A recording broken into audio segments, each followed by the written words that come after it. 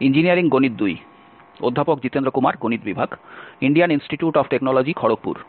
বক্তৃতা সংখ্যা 7, পৃষ্ঠ সমাকলন বা সারফেস ইন্টিগ্রাল, প্রথম ভাগ। নমস্কার, ইঞ্জিনিয়ারিং গণিত 2 এর বক্তৃতায় আবার স্বাগত। এটি বক্তৃতা সংখ্যা 7। এখানে আমরা আলোচনা করব পৃষ্ঠ সমাকলন বা সারফেস ইন্টিগ্রাল, এবং এই বক্তৃতার দুটি ভাগ থাকবে। আজ প্রথম ভাগ। সুতরাং আমরা এখানে আলোচনা করব মসৃণ পৃষ্ঠ বা স্মুথ সারফেসেস এবং পৃষ্ঠতলের ক্ষেত্রফল নির্ণয় সম্বন্ধে, এবং সেটাই উৎসাহব্যঞ্জক হবে কিভাবে একটি স্কেলার ফাংশনের পৃষ্ঠ সমাকলন নির্ণয় করা হয়। সুতরাং মসৃণ পৃষ্ঠগুলি কি? যদি আমরা মনে করি যে একটি বক্ররেখাকে মসৃণ বলা হয় যদি তার একটি অবিচ্ছিন্ন বা কন্টিনিউয়াস স্পর্শক অর্থাৎ ট্যানজেন্ট থাকে। সুতরাং এই ক্ষেত্রে এই অবিচ্ছিন্ন স্পর্শকের পরিবর্তে আমরা স্পর্শকের সমতল থেকে অভিলম্ব বা নরমাল সম্পর্কে কথা বলব। সুতরাং একইভাবে একটি পৃষ্ঠ মসৃণ হয় যদি তার একটি অবিচ্ছিন্ন অভিলম্ব ভেক্টর থাকে, এবং একটি পৃষ্ঠকে খণ্ডিতভাবে মসৃণ অর্থাৎ পিসওয়াইজ স্মুথ বলা হয় যদি এতে কিছু সীমিত সংখ্যক মসৃণ পৃষ্ঠ থাকে। সুতরাং মসৃণ বক্ররেখা বা খণ্ডিতভাবে মসৃণ বক্ররেখার জন্য এটি ঠিক একটি সমান্তরাল সংজ্ঞা। সুতরাং উদাহরণস্বরূপ যদি আমরা একটি গোলকের পৃষ্ঠ বিবেচনা করি, এটি মসৃণ পৃষ্ঠের একটি উদাহরণ। এবং যদি আমরা একটি ঘনকের পৃষ্ঠ বিবেচনা করি, এটি মসৃণ নয়, এটি খণ্ডিতভাবে মসৃণ। কারণ যদি আমরা এর কোণগুলি দেখি, কেবল কোণগুলিই নয়, কিনারাগুলিও, তবে এর যে কোনো প্রান্ত বরাবর কোনো অভিলম্ব ভেক্টর, নরমাল ভেক্টর নেই। সুতরাং এই কারণেই আমাদের এখানে মসৃণ পৃষ্ঠ রয়েছে। সুতরাং প্রতিটি পর্যায়ে একটি মসৃণ পৃষ্ঠ, কিন্তু সামগ্রিকভাবে এই ঘনকটি একটি মসৃণ পৃষ্ঠ হবে না, এবং আমরা একে খণ্ডিতভাবে মসৃণ পৃষ্ঠ বলবো। সুতরাং প্রথমে আমরা সমাকলনবিদ্যা বা ইন্টিগ্রাল ক্যালকুলাস থেকে স্মরণ করব কিভাবে আমরা চাপের দৈর্ঘ্য অর্থাৎ আর্ক লেংথ মূল্যায়ন করি। কারণ চাপের দৈর্ঘ্যের এই ধারণাটি পৃষ্ঠের ক্ষেত্রফল গণনার জন্য ব্যবহার করা হবে। সুতরাং আমরা ধরে নিচ্ছি যে এখানে এই থিটা হলো একটি বিন্দু ξ1 তে স্পর্শক দ্বারা উৎপন্ন কোণ। সুতরাং আমাদের এখানে একটি বক্ররেখা আছে, y হলো ফাংশন x এর সমান, এবং তারপর যা আমরা পেতে চাই, উদাহরণস্বরূপ এই বিন্দু a এবং b এর মধ্যে চাপের দৈর্ঘ্য। সুতরাং আমরা সাধারণত যা করি, এই পুরো চাপের দৈর্ঘ্যকে খণ্ড খণ্ড করে ভাগ করি, এবং ধরুন এটি একটি খণ্ড যেখানে আমাদের চাপের দৈর্ঘ্য এই বিন্দু থেকে এই বিন্দুতে সংজ্ঞায়িত করা হয়েছে, এবং xy এবং xi+1 এর মধ্যে কোথাও একটি বিন্দু ξ1 আছে। সুতরাং এই ξ1 বিন্দুতে আমাদের এখানে একটি স্পর্শক আছে, এবং আমরা অনুমান করি যে থিটা হল এই বিন্দু ξ1 এ x অক্ষের ধনাত্মক দিকের সাথে স্পর্শক দ্বারা উৎপন্ন কোণ। সুতরাং এই হলো অবস্থা। আমাদের এখানে এই হচ্ছে x অক্ষের ধনাত্মক দিক, এটি x অক্ষ, এটি y অক্ষ। সুতরাং এই x অক্ষ থেকে আমাদের এই i কোণটি আছে যা আমরা চিহ্নিত করেছি, এবং তারপর এই কোণ i আমরা একটি ভিন্ন প্রসঙ্গেও বুঝতে পারি। সুতরাং হয় আমরা ধরে নিই যে এই কোণটি যা এই স্পর্শকটি x অক্ষের ধনাত্মক দিকের সাথে উৎপন্ন করেছে, অথবা আমরা এটাও বলতে পারি যে এই সেই কোণ যা এই অভিলম্বটি x অক্ষের সাথে উৎপন্ন করেছে। সুতরাং আমরা এই রেখাটি 90 ডিগ্রি দ্বারা স্থানান্তরিত করেছি, এবং একইভাবে এই রেখাটিও আমরা 90 ডিগ্রি স্থানান্তর করেছি যাতে এটি স্পর্শকের সাথে অভিলম্ব হয়। সুতরাং হয় আমরা বলি যে এই থিটা কোণটি এই স্পর্শক দ্বারা x অক্ষের ধনাত্মক দিকের সাথে উৎপন্ন হয়েছে, অথবা আমরা এটাও বলতে পারি যে এই সেই কোণ যা এই x অক্ষের অভিলম্ব এবং স্পর্শকের অভিলম্বের মধ্যবর্তী কোণ। কারণ এই ধারণাটি এখানে এই কোণ থাকার কারণে সরাসরি পৃষ্ঠের ক্ষেত্রে ব্যবহার করা হবে, কারণ সেখানে আমরা স্পর্শক সমতলের অভিলম্ব বিবেচনা করতে যাচ্ছি। সুতরাং এই ক্ষেত্রে এই কোণ i যা এই স্পর্শকটি x অক্ষের ধনাত্মক দিকের সাথে উৎপন্ন করেছে, তারপর এখানে এই সম্পর্ক হল ∂x/∂II। সুতরাং এই বিন্দুতে এই স্পর্শক বরাবর ∂II, এবং এখানে x অক্ষের বৃদ্ধি হল ∂xi যা এই চাপের এই বিশেষ অংশটিকে বিবেচনা করেছে। সুতরাং এই ∂xi যা হলো এর ভিত্তি, তাকে এই ∂II দ্বারা ভাগ করে আমরা এই কোণ cos i এর সমান পাচ্ছি। সুতরাং এই চিত্র থেকে এটা স্পষ্ট যে ∂xi/∂II সমান cos i। আমরা cos i এর চরম মান গ্রহণ করেছি, তার একটি কারণ আছে। উদাহরণস্বরূপ যদি এই স্পর্শকের অভিমুখটি এইভাবে হয় এবং তারপর আমরা ধনাত্মক অক্ষ থেকে নিচ্ছি, তাই এটি 90 ডিগ্রির বেশি, এবং এই cos এখানে ঋণাত্মক হবে। কিন্তু আমরা একে ঋণাত্মক হিসাবে বিবেচনা করব, কারণ এই তথ্য বিবেচনা করা হবে এবং তারপর আমাদের কাছে আবার একই সম্পর্ক রয়েছে। সুতরাং যদি আমরা এই cos i এর চরম মানটি গ্রহণ করি তবে তা ঠিকই আছে। আমাদের এই সম্পর্ক রয়েছে যে xi/ii সমান mod cos i, এবং এটি উভয় ক্ষেত্রেই বৈধ, স্পর্শক 90 ডিগ্রির বেশি কোণ তৈরি করুক কিংবা কোণের মান 90 ডিগ্রির কম হোক না কেন, তার জন্য কিছু যায় আসে না। সুতরাং আমাদের এই সম্পর্ক আছে। এই সম্পর্কটি কি? এটা হলো এই বৃদ্ধি xi যা বিবেচনা করা হয়েছে, অথবা অন্যভাবে বলা যায় এটি এই চাপ দৈর্ঘ্যের একটি অভিক্ষেপ বা প্রজেকশন যা আমরা এখানে বিবেচনা করছি। এটি এই চাপের দৈর্ঘ্যের একটি অংশ যা আমরা বিবেচনা করেছি। এটি হচ্ছে x অক্ষের অভিক্ষেপ যার কভারেজ এখানে xi, অর্থাৎ xi+1 xi, এবং তাই এই অনুপাত xi/ii, এখানে li হল স্পর্শক বরাবর দৈর্ঘ্য।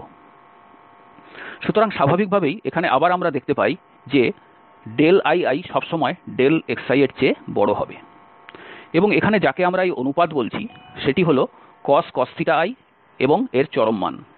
সুতরাং আমাদের এখানে এই সম্পর্ক আছে যে li সমান 1/mod cos i xi।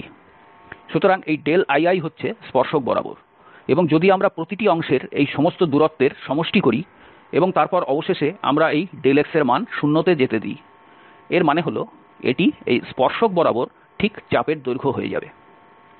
সুতরাং এই হলো চাপের দৈর্ঘ্যের ধারণা যা আমরা সমাকলনবিদ্যা বা ইন্টিগ্রাল ক্যালকুলাস থেকে শিখেছি, এবং যা এই চাপের দৈর্ঘ্য পেতে আমরা এখানে ব্যবহার করব। বিকল্পভাবে, কারণ এই চিত্রটি এখানে বলে যে আমাদের এই দূরত্ব xi আছে, এবং তারপর আমাদের আছে এই ii2+xi2, এবং এখানে আমাদের এই xi আছে।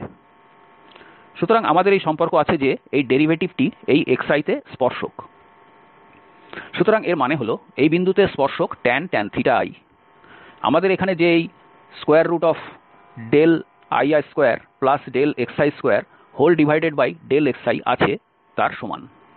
তাহলে এখান থেকে আমরা এই সম্পর্কটি পেতে পারি যে ii সমান 1fi2xi। সুতরাং এটিও এই ii এর জন্য একটি পরিচিত অভিব্যক্তি। ঠিক আছে, তাই আমাদের এই দুটি সম্পর্ক আছে। হয় এই ii কে এই থিটার পরিপ্রেক্ষিতে লেখা যেতে পারে, অথবা এই ii কে এই ডেরিভেটিভের পরিপ্রেক্ষিতে লেখা যেতে পারে। উভয় ক্ষেত্রেই যদি আপনি মোট চাপ দৈর্ঘ্য নির্ণয় করতে চান তাহলে আমাদের এই ii গুলিকে যোগ করতে হবে এবং তার সীমা নিতে হবে যখন এই খণ্ডগুলি অসীমের দিকে যায়, অথবা x এর মান 0 এর দিকে যায়। সুতরাং এই হলো সেই আর্ক ইন্টিগ্রাল বা লাইন ইন্টিগ্রাল যা চাপ দৈর্ঘ্য মূল্যায়ন করতে ব্যবহার করা যেতে পারে। সুতরাং আমরা এখানে এই ii উপাদানটি এই চাপের উপর এই ডিফারেনশিয়াল উপাদানটি বা ডিফারেনশিয়াল এলিমেন্টটি এই 1/mod cos i xi দ্বারা প্রতিস্থাপন করতে পারি। সুতরাং এটি হবে সেই সমাকলন যা আমাদের সমগ্র বক্ররেখার এই চাপের দৈর্ঘ্য দিতে পারে, কারণ আমরা x এর সাপেক্ষে a থেকে b পর্যন্ত সমাকলন করেছি। সুতরাং হয় এই সূত্রটি প্রযোজ্য হবে, অথবা 1/mod cos i গুণ xi দ্বারা প্রতিস্থাপনের পরিবর্তে আমরা 1fi2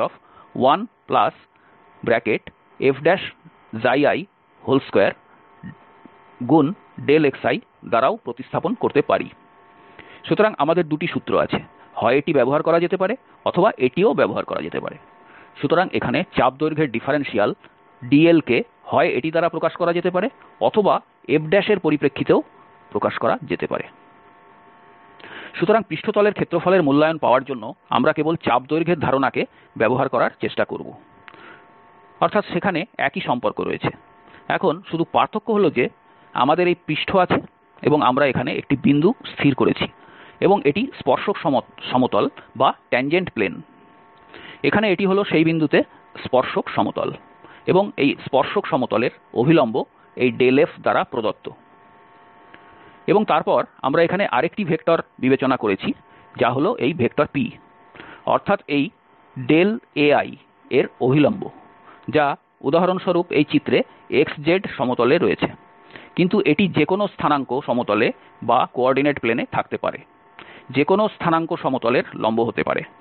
সুতরাং আমরা এখানে x নিতে পারি এবং তারপর এই y অক্ষ এবং তারপর এই z অক্ষ। সুতরাং ধারণাটি এখানে এই যে আমরা এই পৃষ্ঠের এই অংশটি অভিক্ষেপণ করব, অর্থাৎ পৃষ্ঠটি আবার ছোট ছোট খণ্ডে বিভক্ত হবে। এবং ধরুন পৃষ্ঠের এই এক খণ্ড এই ক্ষেত্রে xy সমতলে অভিক্ষেপণ করা হয়, তাহলে এখানে আমাদের সেই ছোট পৃষ্ঠের এই অভিক্ষেপ আছে এবং এই ভেক্টর p হল এই অভিক্ষিপ্ত সমতলের একক লম্ব ভেক্টর। সুতরাং এই ক্ষেত্রে উদাহরণস্বরূপ এই ভেক্টর p হল এই z অক্ষের অভিমুখে শুধুই k প্রাইম। সুতরাং এখানে এই সম্পর্কটি যা আমরা পূর্বেও আলোচনা করেছি তার অনুরূপ। একটি অনুরূপ সম্পর্ক রয়েছে যে এই ছোট অংশের ক্ষেত্রফল যা কোনো একটি স্থানাঙ্ক সমতলে অভিক্ষিপ্ত হয় এবং তাকে এই স্পর্শক সমতলের ক্ষেত্রফল দ্বারা ভাগ করা হয়, তবে তার মান cos i এর সমান হবে, যেখানে i হল স্পর্শক সমতলের অভিলম্ব এবং অভিক্ষিপ্ত সমতলের অভিলম্বের অন্তর্বর্তী কোণ। সুতরাং সেখানে এই ছিল এই x অক্ষের অভিলম্ব এবং আবার স্পর্শকেরও অভিলম্ব। সুতরাং এখানে আমাদের সেই একই প্রয়োগ আছে যা আমরা আগে আলোচনা করেছি। সুতরাং সেই ক্ষেত্রে এই সম্পর্কটি এইভাবে নেওয়া যেতে পারে যে স্পর্শক সমতলে এই ক্ষেত্রফলটি 1cos i গুণ ai হবে। সুতরাং এখন পৃষ্ঠের ক্ষেত্রফল যা আমরা সহজেই মূল্যায়ন করতে পারি, আবার একই ধারণা যে আমরা এখানে পৃষ্ঠের এই সমস্ত অংশের সমষ্টি করব এবং তারপর আমরা n→∞ নেব।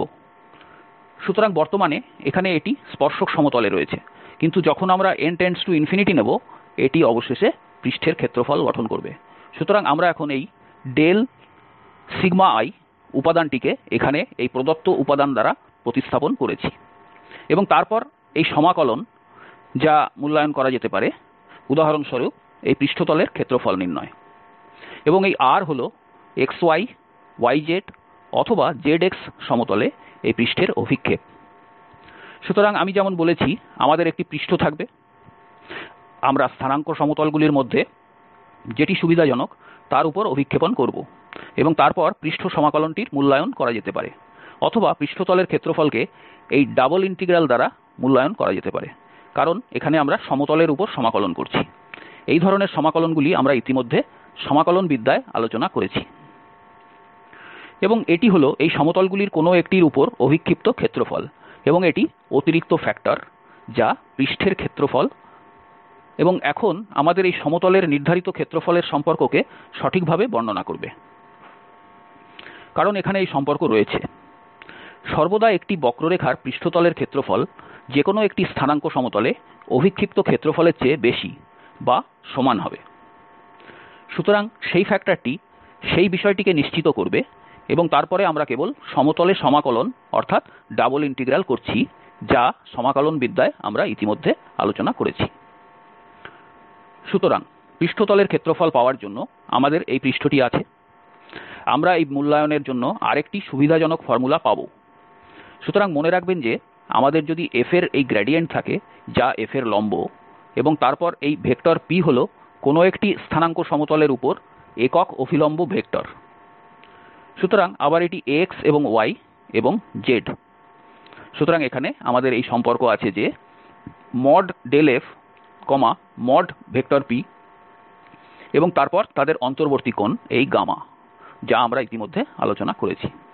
সুতরাং এই 1cos এই পদটিকে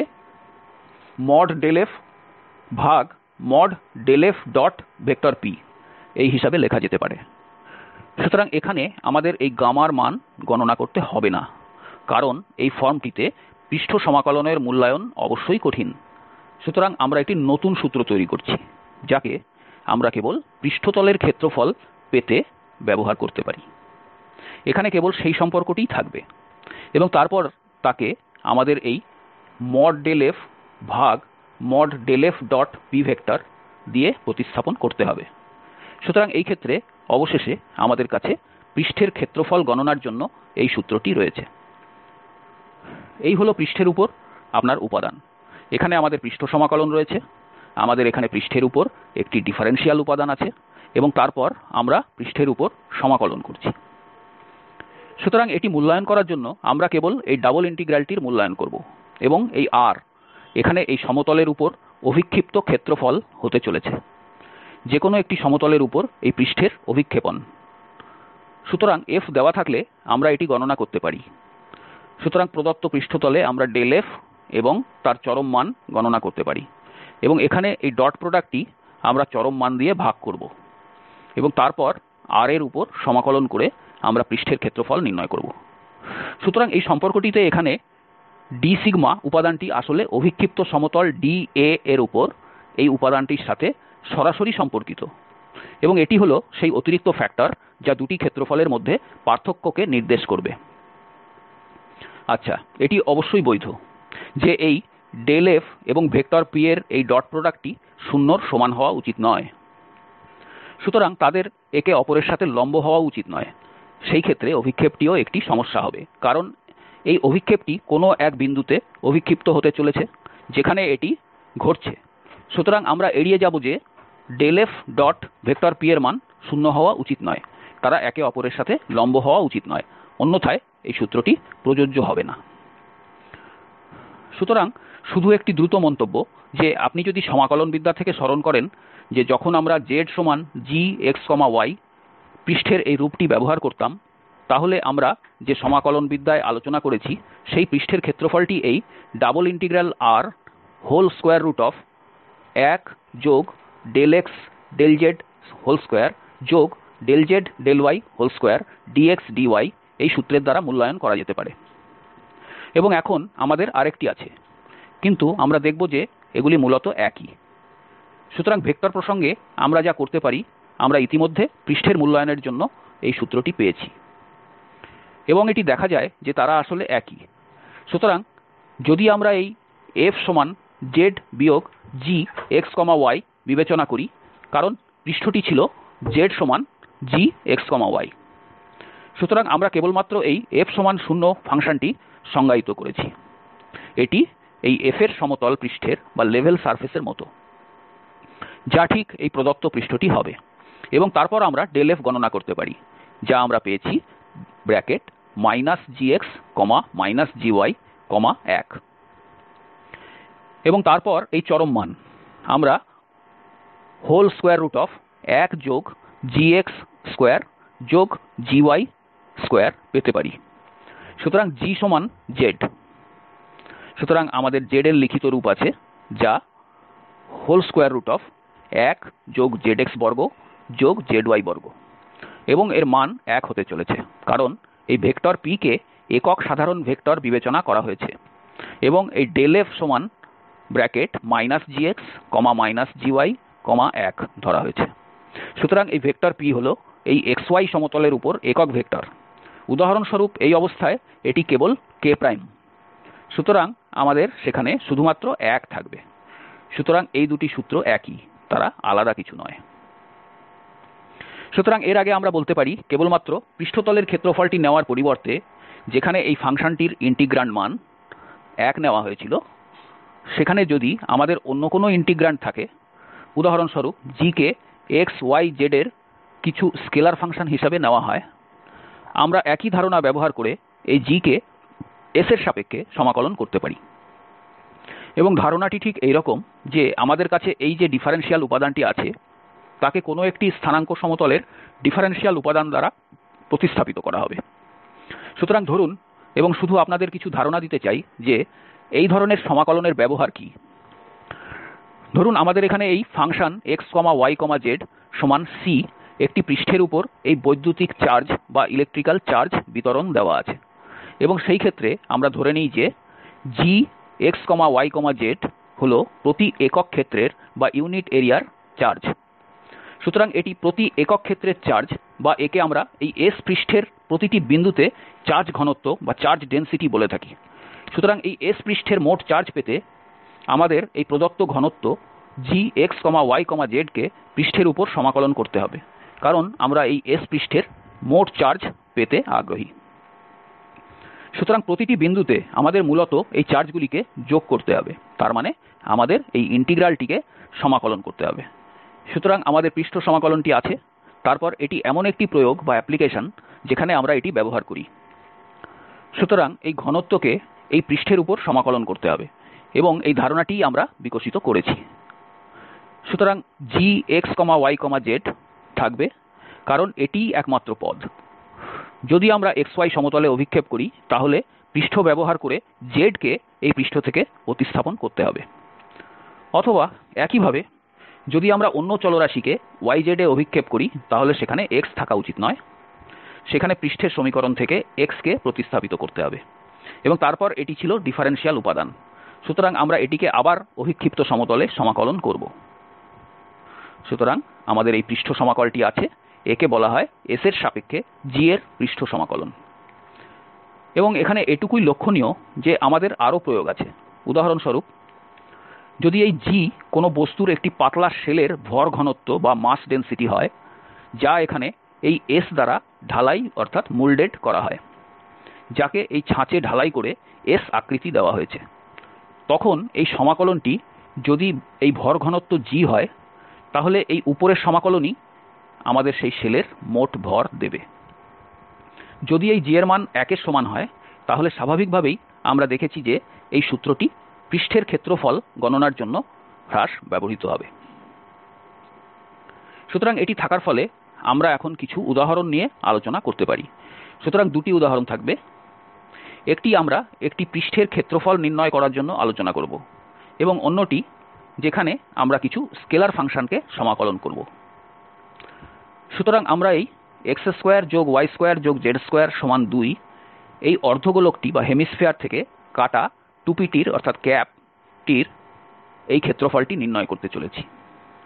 এবং যেহেতু এটি একটি অর্ধগোলক, তাই আমরা ধনাত্মক অক্ষে z গ্রহণ করছি। সুতরাং এখানে একটি অর্ধগোলক আছে যা একটি 1 ব্যাসার্ধযুক্ত একটি চোঙ বা সিলিন্ডার দ্বারা খণ্ডিত হয়েছে। সুতরাং আমরা এই x2y2 1 এই চোঙ দ্বারা খণ্ডিত সেই পৃষ্ঠের ক্ষেত্রফলটি পেতে আগ্রহী।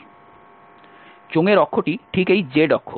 সুতরাং চোঙ এই অর্ধগোলকের কিছু অংশ ছেদ করবে এবং আমরা এই অর্ধগোলকের ক্ষেত্রফল কত তা নির্ণয় করতে চাই। সুতরাং এরকম অনেক উদাহরণ আমরা যে ইন্টিগ্রালগুলি নির্ণয় করেছি তার সাহায্যে পেতে পারি। সুতরাং প্রথমে আমরা function x y z c পৃষ্ঠের অভিক্ষেপ কি তা নিয়ে আলোচনা করব। এটি xy সমতলে এই অর্ধগোলকের অভিক্ষেপ। সুতরাং আসুন আমরা এখানে আলোচনা করি, কারণ এটি আরও উপযুক্ত, যেখানে আমরা 0 দ্বারা ভাগ করে শেষ করব না, যা আলোচনা করা হয়েছিল। তার ঠিক আগে আমাদের নিশ্চিত করতে হবে যে এই অভিলম্ব এবং যে কোনো একটি সমতলের অভিলম্ব কখনোই 0 এর সমান হবে না। সুতরাং উদাহরণস্বরূপ এই ক্ষেত্রে যেহেতু চোঙটি z অক্ষ বরাবর এবং যদি আমরা xy সমতলে এই অর্ধগোলকের সেই অংশটি অভিক্ষেপণ করি, তাহলে এমন পরিস্থিতি কখনোই হবে না যা আমরা এখন পর্যবেক্ষণ করব। সুতরাং যদি আমরা সেই অংশটি অভিক্ষেপণ করি, স্বাভাবিকভাবেই সেই অভিক্ষেপটি কেবলমাত্র ডিস্ক হবে, কারণ এই অর্ধগোলককে কাটতে সেই বৃত্তাকার চোঙটি ব্যবহার করা হয়েছিল। সুতরাং এই xy সমতলে অভিক্ষেপ হিসাবে আমরা শুধু এই বৃত্তাকার ডিস্ক x2y2 1 পাব। সুতরাং আমাদের এখন r আছে, যা xy সমতলে অভিক্ষেপ। সুতরাং এখন আপনি লক্ষ্য করুন যে function x y z x2y2z2। সুতরাং আমরা স্বাভাবিকভাবেই গ্রেডিয়েন্ট f পেতে পারি। সুতরাং f 2xi 2yj 2zk এবং আমরা এর চরম মান পেতে পারি।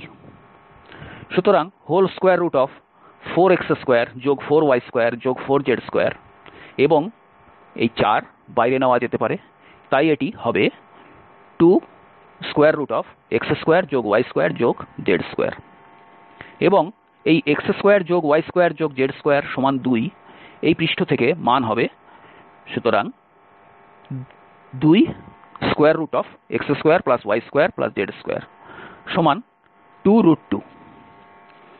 সুতরাং এই ভেক্টর p যা এই xy সমতলের অভিলম্বের অভিমুখে। সুতরাং আমরা জানি যে এই xy সমতলের অভিলম্ব ভেক্টরটি হল k'। সুতরাং আমাদের এই ভেক্টর p ও আছে এবং এখন আমরা সেই সূত্রে ব্যবহার করতে পারি যেখানে আমাদের এটি গণনা করতে হবে।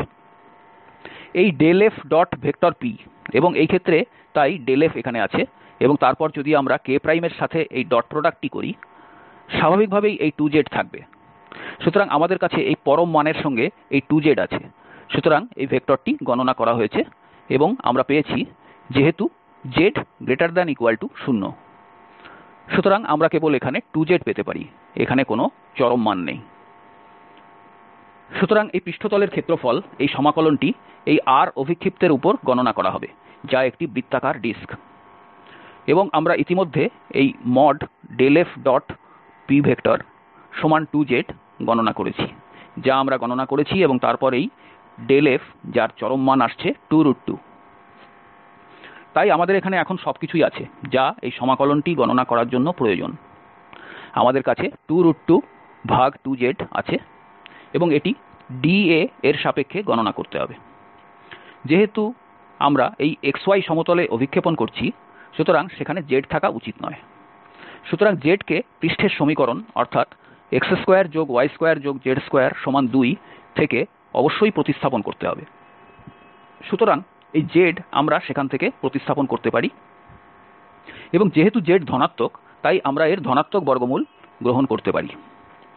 সুতরাং এখান থেকে আমরা পাচ্ছি z2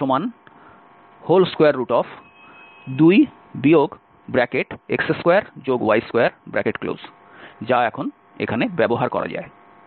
সুতরাং আমাদের এই z আছে এবং এটি 2 x2y2 দ্বারা প্রতিস্থাপিত হবে এবং আমরা এই R এর সাপেক্ষে সমাকলন করছি এবং R হল xy সমতলের উপর একটি বৃত্তাকার ডিস্ক।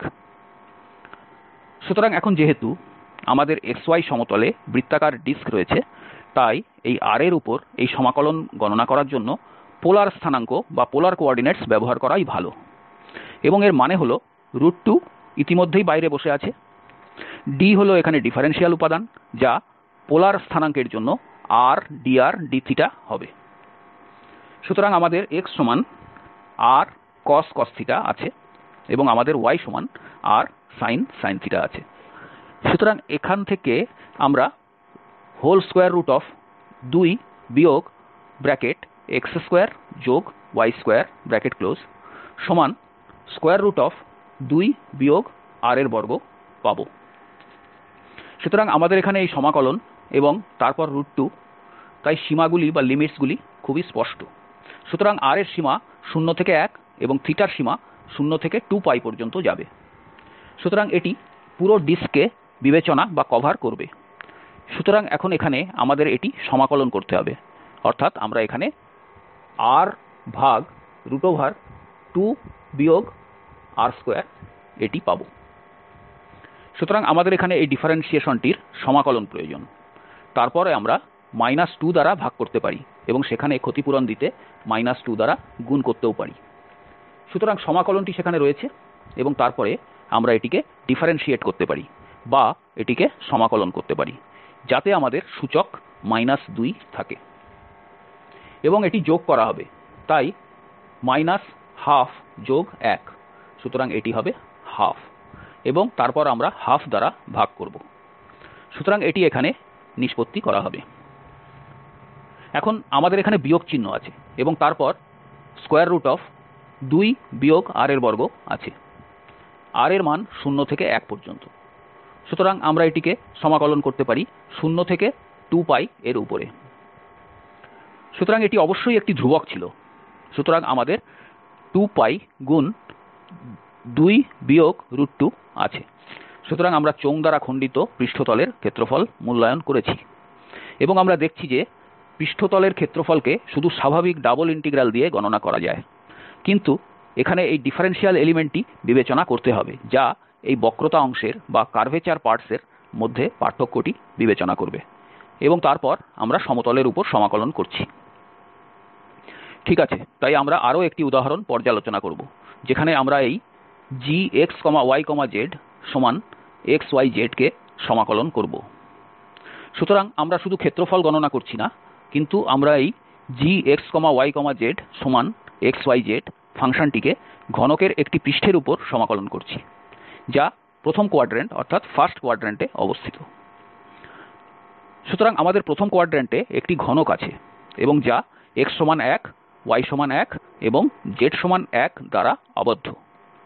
সুতরাং আমাদের এখানে xyz অক্ষের কোয়াড্র্যান্টে এই অবস্থা আছে। সুতরাং এখানে 6টি পর্যায় রয়েছে, তাই আমরা এর নাম দিয়েছি এই দিকটি A, যেখানে z সমান 1, তাই z অক্ষ বরাবর আমাদের এই পাশে B আছে, যেখানে x সমান 1 এবং আমাদের y সমান 1 আছে, এটি আরেকটি দিক। এবং এই অক্ষের উপর আরও 3টি দিক রয়েছে, এবং এখানে আকর্ষণীয় বিষয় হল যে আমরা x y z কে সমাকলন করছি এবং সেই 3টি তল বরাবর যা অক্ষকে স্পর্শ করেছে। সুতরাং হয় x সমান 0, y সমান 0 অথবা z সমান 0, তাই এই 3টি পৃষ্ঠতলে ইন্টিগ্রান্ডটির মান 0 হতে চলেছে।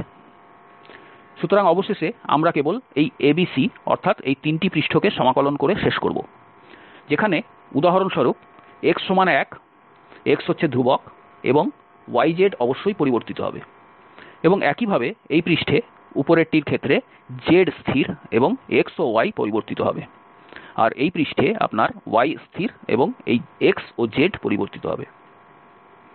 সুতরাং এখানে যা আলোচনা করা হয়েছে সেই হিসাবে সেই তলগুলির ওপর এর মান 0 হবে, যে তলগুলি এই স্থানাঙ্ক সমতলের উপর অবস্থিত। সুতরাং আমাদের এই ঘনকের পৃষ্ঠের উপর সমাকলন আছে, যা 3টি পৃষ্ঠতলে হ্রাস পেয়েছে। সুতরাং সেগুলি হল তল A, তল B এবং এই তল C, কারণ এই সমতলগুলিতে আমাদের ইন্টিগ্র্যান্ড টিকে থাকবে, বাকি 3টিতে এই মান 0 হবে। সুতরাং সেই সমাকলনের মানও হবে 0। সুতরাং এখানে পৃষ্ঠ A এর কথা ধরা যাক। পৃষ্ঠ A হল z সমান 1। সুতরাং এখানে পৃষ্ঠটিও সমতল এবং আমরা স্বাভাবিকভাবেই এই সমতলের উপর অভিক্ষেপণ করছি। সুতরাং আমরা একই ক্ষেত্রফল পাব। সুতরাং যা আমরা এখানে গণনা করার সময়ও লক্ষ্য করব। সুতরাং যদি আমরা xy সমতলে এটি অভিক্ষেপণ করি, আমাদের আবার এই বর্গক্ষেত্র থাকবে, যেখানে x এর মান 0 থেকে 1 পর্যন্ত পরিবর্তিত হবে, y এর মানও 0 থেকে 1 পর্যন্ত পরিবর্তিত হবে। সুতরাং এটিই হবে xy সমতলে এটির অভিক্ষেপ। এবং এই পৃষ্ঠের জন্য তল A এবং এই অঞ্চল আমরা পাচ্ছি ভেক্টর p হল k', কারণ আমাদের xy সমতলে অভিক্ষেপ আছে। সুতরাং এই xy সমতলের লম্ব হল k', এবং তারপর যদি আমরা গ্রেডিয়েন্ট f গণনা করি, যেহেতু ফাংশন x, y, z সমান z বিয়োগ 1, সুতরাং আমাদের f সমান k' আছে। সুতরাং শুধুমাত্র এটি হলো কারণ সেখানে z আছে। সুতরাং যখন z এর সাপেক্ষে f এর আংশিক ডেরিভেটিভ 1 দেবে, তখন সেটা k' হবে, এবং আমরা এই f এর চরম মান গণনা করতে পারি, সেটা হলো 1, এবং এই ∇f.p সমান 1। সুতরাং এখানে বিষয়গুলি অনেক বেশি সরলীকৃত, এবং পৃষ্ঠের এই ডিফারেনশিয়াল উপাদানটি একটি সমতল যা এই অভিব্যক্তি দ্বারা গণনা করা যেতে পারে। এবং আমরা যা পর্যবেক্ষণ করব, কারণ এটি 1 এবং আমাদের dx dy আছে। সুতরাং আবার আপনি যা পেতে পারেন তা হলো এটাই, কারণ এখানে কোনো পার্থক্য নেই। সুতরাং আপনার একটি সমতল আছে এবং সমতলে হুবহু অভিক্ষেপণ করা হচ্ছে। তলটি xy সমতলের সমান্তরাল এবং আমরা এই সমতলে অভিক্ষেপণ করছি। সুতরাং পৃষ্ঠের ক্ষেত্রফলের কোনো পার্থক্য হবে না, অথবা কারণ সেখানে কোনো বক্রতা বা কার্ভেচার নেই, এটি এই xy সমতলের ঠিক সমান্তরাল সমতল। সুতরাং এই উপাদানটি 1 হতে চলেছে এবং এই d এই সমতলের উপর সমাকলন করার সমান, যেখানে আমরা এই পৃষ্ঠের উপর সমাকলন করছি। সুতরাং এই dx dy ডিফারেনশিয়ালের সামনে কোনো অতিরিক্ত উপাদান নেই। সুতরাং এখন আমরা সহজেই সমাকলন করতে পারি। তাই আমাদের A এই তলটি আছে, যেখানে d কেবল dx dy এবং z সমান 1। সুতরাং যেহেতু ইন্টিগ্রান্ডটি xyz এবং z এই পৃষ্ঠে এখানে আমরা এই A এর তলটিতে সমাকলন করছি, সুতরাং z সমান 1। সুতরাং z কে 1 হিসাবে প্রতিস্থাপিত করা হয়েছে এবং আমাদের শুধু এই dx dy এর সাপেক্ষে xy কে সমাকলন করতে হবে। অর্থাৎ এই সমাকলন হল 1/4, এবং অনুরূপ গণনা আমরা তল B এবং তল C এর জন্যও করতে পারি।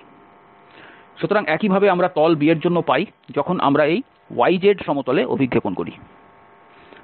সুতরাং আমাদের এখানে dy dz এবং অনুরূপ পরিস্থিতি আছে। সুতরাং x সেখানে স্থির, কিন্তু আমাদের তখন yz আছে। সুতরাং y এর মান 0 থেকে 1 এবং z এর মানও 0 থেকে 1 পর্যন্ত পরিবর্তিত হয়। আমরা সমাকলন করছি, আমরা 1/4 পাচ্ছি। একইভাবে তল C এর জন্য এটি এই xz সমতলে অভিক্ষিপ্ত হবে এবং তারপর আমরা আবার একই মান পেতে পারি। সুতরাং যদি আমরা তিনটি যোগ করি, আমরা এখানে 3/4 পাব। সুতরাং এই হলো সেই সমাকলনের মান যখন আমরা এই ঘনক পৃষ্ঠের উপর সমাকলন করি। সুতরাং সমাকলনটি এই ক্ষেত্রে অনেক সহজ ছিল, কারণ পৃষ্ঠের ডিফারেনশিয়াল উপাদানটি স্থানাঙ্ক সমতলের ডিফারেনশিয়াল উপাদানের সমান ছিল। সুতরাং উপসংহারে এখানে আমাদের পৃষ্ঠ আছে যা আমরা z সমান gxy বিবেচনা করেছি, এবং তারপরে এটি একটি পরিচিত সূত্র যা আমরা ইতিমধ্যে ব্যবহার করেছি, উদাহরণস্বরূপ সমাকলনবিদ্যা। কিন্তু ভেক্টর প্রসঙ্গে আমরা দেখেছি যে যদি আমরা এই z সমান gx y কে একটি সমতল পৃষ্ঠ হিসাবে গ্রহণ করি, যদি আমরা এই পৃষ্ঠকে f0 এর সমতল পৃষ্ঠ হিসাবে বিবেচনা করি, তবে এই সূত্রের পরিবর্তে আমরা S∬R|∇f|∇f⋅p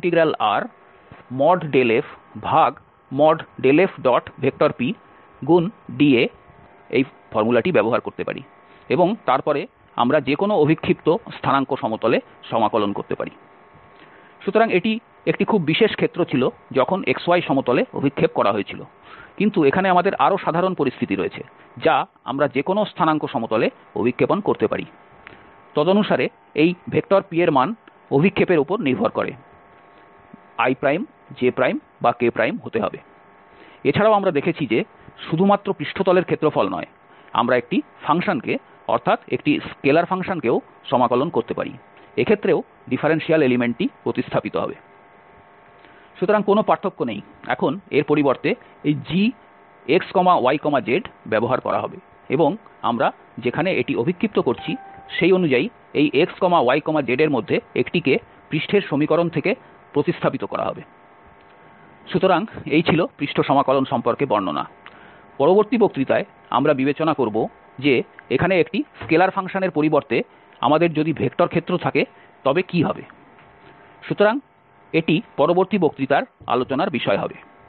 সুতরাং এই হলো সব, এবং আপনাদের মনোযোগের জন্য আপনাদের অনেক ধন্যবাদ।